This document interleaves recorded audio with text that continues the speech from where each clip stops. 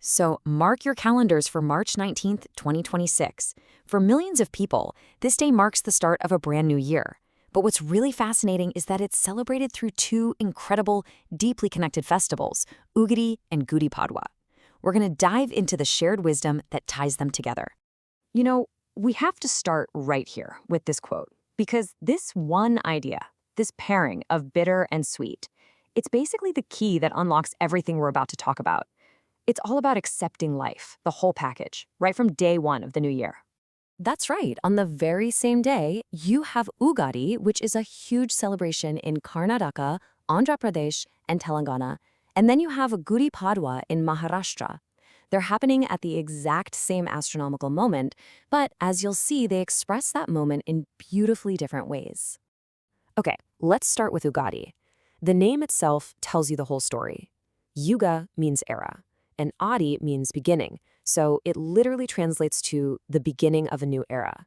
And the main ritual of this festival is where that quote we just saw really comes to life. Okay, this is absolutely fascinating. This is where a philosophy becomes something you can actually taste. The very first thing people eat on Ugadi is the special preparation called Ugadi Pachadi. And it's so much more than just food.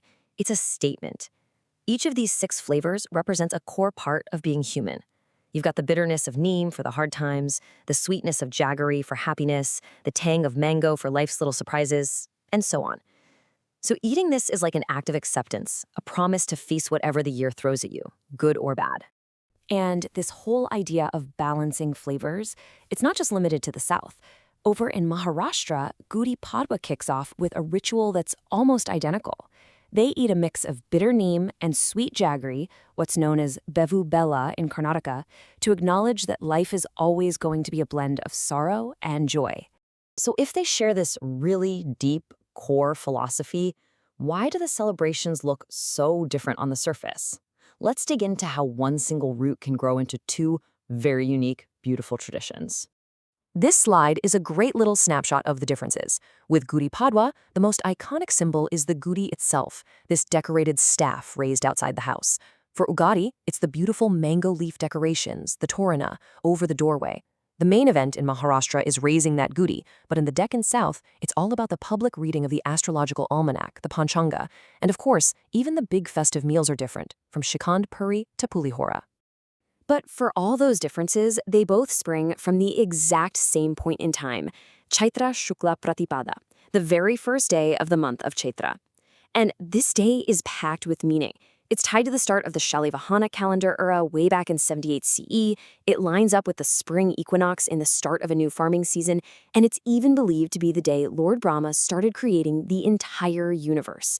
It's a seriously powerful shared foundation.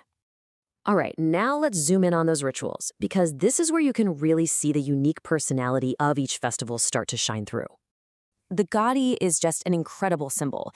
It's not a quiet, private thing. It's a very public, outward-facing announcement of a new beginning. It's draped in bright fabric, decorated with leaves, and has this inverted pot on top.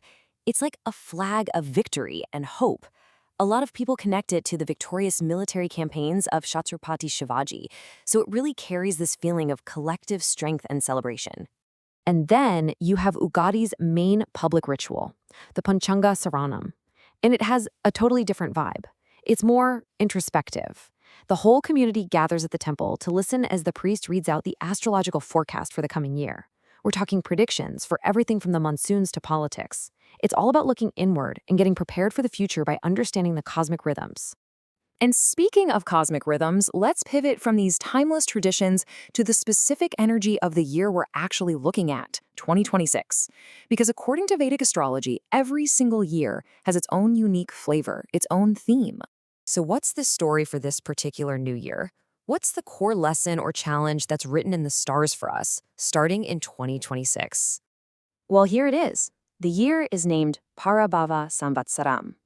And this is so interesting. Parabhava doesn't mean defeat like losing a battle. It means the defeat of the ego, of letting go of who we think we are. So the major theme for 2026 is all about humility, about self-discovery, and about looking beyond our own personal ambitions. And this chart just illustrates the vibe of the year perfectly. Think of it like a celestial government. You've got Jupiter, the planet of wisdom, as the king. And who's the top advisor? The minister? Mars, the planet of courage and action. The message here is crystal clear. The year is all about taking bold action, but only when it's guided by deep wisdom and patience. Courage without wisdom, that could be a recipe for trouble. So, how does this all translate into advice for our everyday lives? Well, for 2026, the guidance is pretty clear.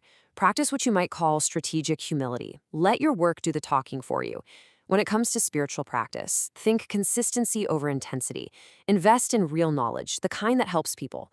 Nurture your family bonds because that's where true growth is going to be this year. And maybe most importantly, hold yourself to high ethical standards because your character is really going to define your path. So, after all that, what's the big takeaway? From a dish with 6 different tastes all the way to the movement of planets, let's boil it all down to the core message for the year ahead. It really comes down to these 3 simple but pretty profound steps. First, balance. Just know that life is always going to be a mix of the bitter and the sweet. Second, acceptance. The very first thing you do in the new year is to welcome that complex reality. And third, specifically for 2026, humility.